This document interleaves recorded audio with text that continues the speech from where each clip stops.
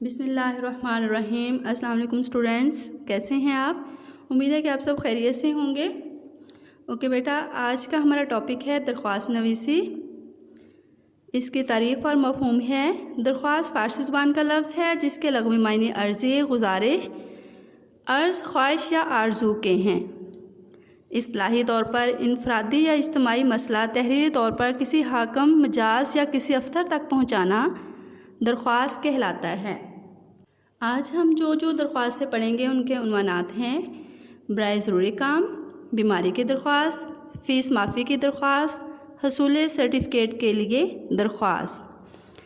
अब हम दरख्वास्त पढ़ने से पहले इसका पैटर्न पढ़ लेते हैं जिस पैटर्न के तहत आपने दरख्वास्त से याद करनी है।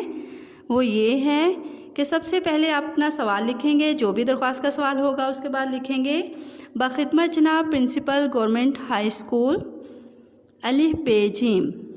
ये लिखने के बाद इसी तरह अलिफ बे जीम के दरमियान आपने क्या है ख़त्मे की अलामत लगानी है। फिर उसके बाद नेक्स्ट लाइन में लिखेंगे, जैसे कि हमारे पास ये दरख्वास्तें हैं, सबके ही उन्वान क्या होंगे: दरख्वास्त बराए बीमारी, दरख्वास्त बराए फ़ीस माफ़ी, दरख्वास्त बराए ज़रूरी काम या दरख्वास्त बराए हसूल सर्टिफिकेट। ये लिखेंगे। यहाँ पे अगर उन्वान आएगा इनमें से कोई आ जाए तो इस तरह लिखेंगे। फिर उसके बाद यानी कि बराए के साथ आपने दरख्वास्त बराए फ़ीस माफ़ी, दरख्वास्त बराए ज़रूरी काम, इस तरह ही लिखना है। फिर नेक्स्ट लाइन पे आप आ जाएंगे, लिखेंगे जनाब आला, सेम ऐसे ही, और इसमें आपने नदाया की अलामत ऐसे ही लगानी है।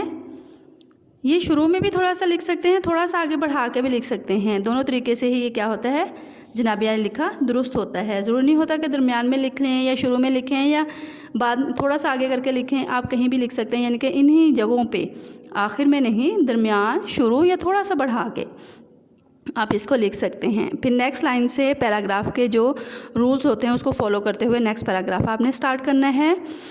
नेक्स्ट जो होगा जनाब आला के बाद हमारा क्या होगा, नफ्स मज़मून। नफ्स मज़मून के बारे में थोड़ा सा सुन लें। दरख्वास्त का मज़मून बिल्कुल वाज़िया, साफ़ और जामिया होना चाहिए। गैर ज़रूरी तवालत से एतराज़ करना चाहिए। कोई गलत बात या खिलाफ वाक़या ना हो। अफसर मजाज के अदब व एहतराम का पूरा लिहाज रखना चाहिए। इन चीज़ों का ख़ास ख्याल रखना चाहिए। इसमें भी राइटिंग का ख़ास ख्याल रखना है। कटिंग नहीं होनी चाहिए।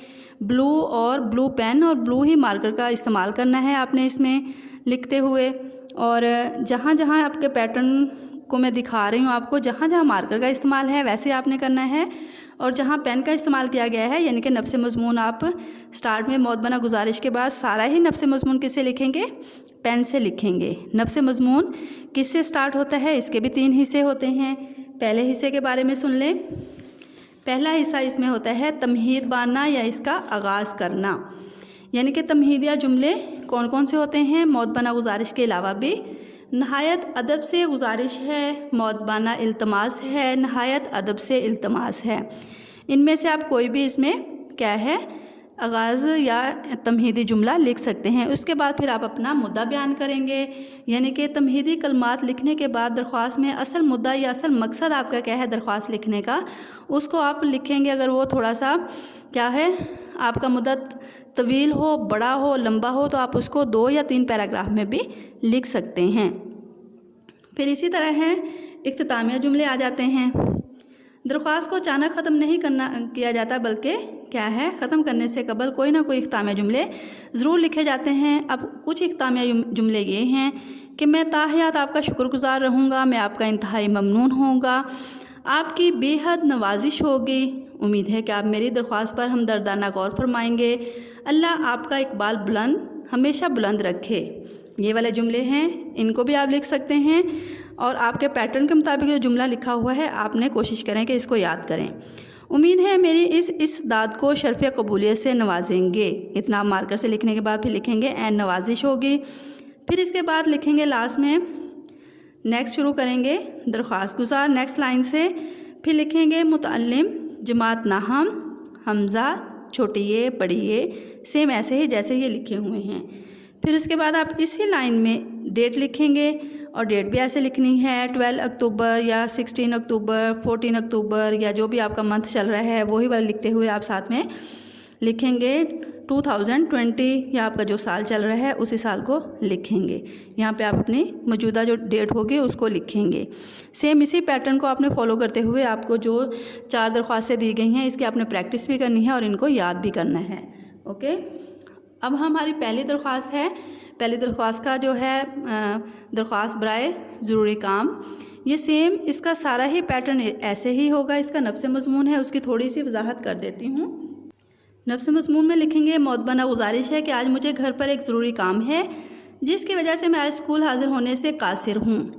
मेहरबानी फरमाकर मुझे 2 यौम की या 3 यौम की रुख्सत अता फ़रमाएँ। फिर आप आगे वही वाले जुमले लिखेंगे। उम्मीद है मेरी इस इस्ताद को शर्फ़ कबूलियत से नवाजेंगे, एन नवाजिश होगी। फिर वही दरख्वास्त गुजार मुतअल्लिम जमात नाहम हमज़ा छोटी ये बड़ी ये, सेम वैसे ही फिर आप इसको कंप्लीट करेंगे। दरख्वास्त नंबर 2 है बीमारी की रुख्सत के लिए दरख्वास्त, उसको आप लिखेंगे कि मौतबना गुजारिश है।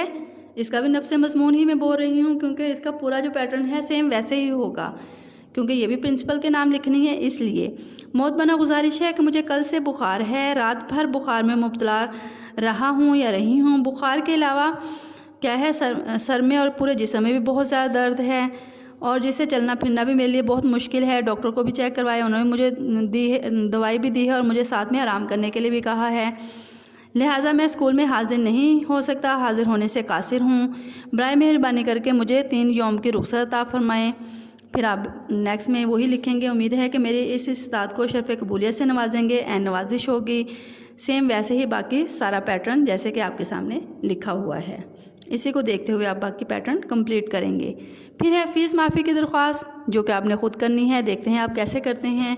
नेक्स्ट है हसूल सर्टिफ़िकेट के लिए दरख्वास्त, इसको आप लिखेंगे कि नहायत अदब से, इसका भी नफ्स मज़मून वही होगा क्योंकि ये भी प्रिंसिपल के नाम ही लिखी जा रही है। इसका उन्वान आप लिखेंगे दरख्वास्त बराए हसूल सर्टिफ़िकेट लिखेंगे। फिर जनाब आली लिखने के बाद नदाया की अलामत के बाद लिखेंगे नहायत अदब से इल्तमास है कि मैं आपके स्कूल में जमात नाहम का बाकायदा तालिब इल्म हूँ। मेरा शुमार जमात के ज़हीन तलबा में होता है। मेरे वालिदैन क्या है, मुल्तान से लाहौर यानी कि मुल्तान कॉलेज में बहसीयत प्रोफेसर अपने फ़राइज़ अंजाम दे रहे थे। अब इनका तबादला मुल्तान से लाहौर हो गया है।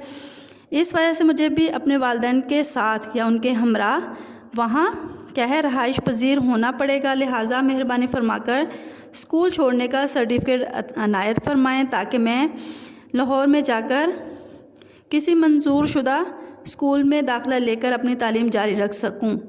एंड फिर आप यहीं पे इसी लाइन को लिखेंगे। उम्मीद है कि मेरे इस इस्ताद को शर्फ़ कबूलियत से नवाजेंगे।